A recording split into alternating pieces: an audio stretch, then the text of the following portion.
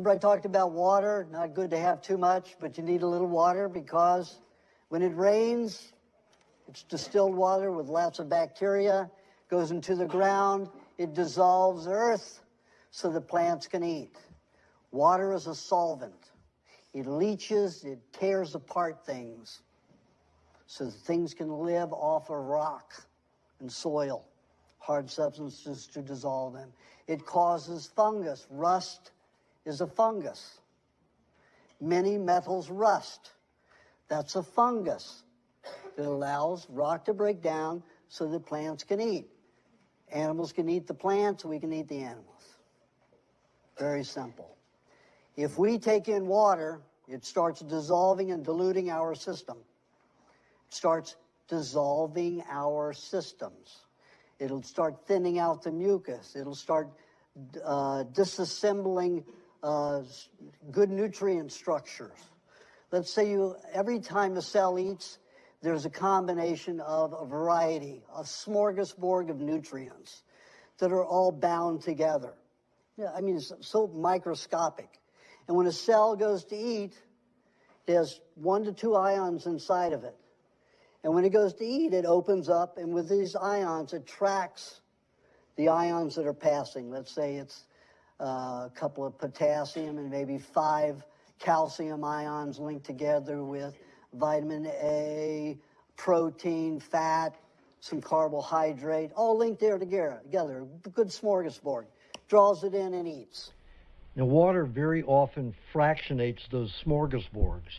Therefore, cells get much less than a full balanced diet. They become nutrient deficient. Salt does the same. Salt and water causes cellular malnutrition. Salt is more destructive. When you eat salt, for each little bitty grain of salt, it causes clumpings, 4 to 5 at a time.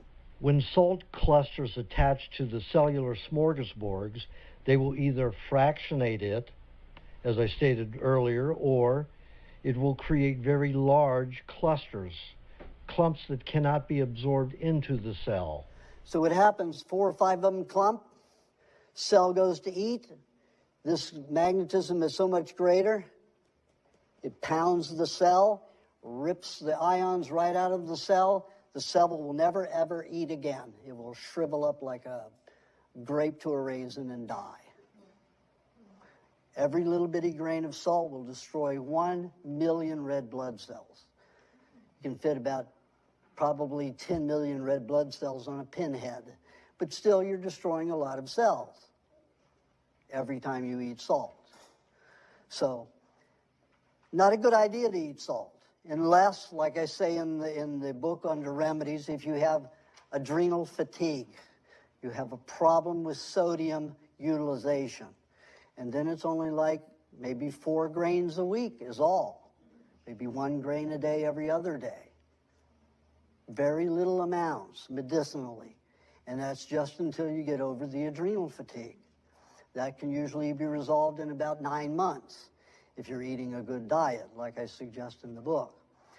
And the We Want to Live, it has all of those remedies. It has thousands of remedies for over several hundred diseases. You go through that book and you highlight every symptom you've ever had.